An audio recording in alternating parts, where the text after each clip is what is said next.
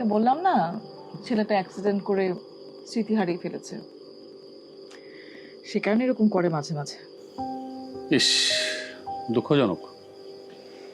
মানুষের কত রকম সমস্যা, তাই না? সেটাই।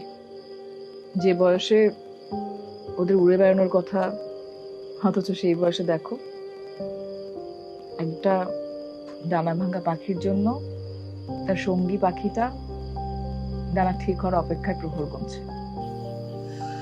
তুমি ঠিকই বলেছো, জীবন। ঠিকই বলেছো তুমি।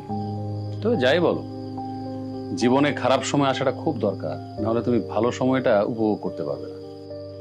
সেটাও ঠিক।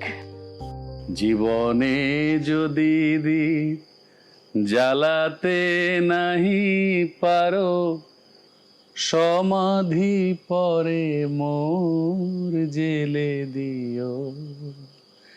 এখনো কাছে আছি তাই তো বোঝো না, আমি যে তোমার কত প্রিয়। হয়েছে বাবা, থামেন এবার।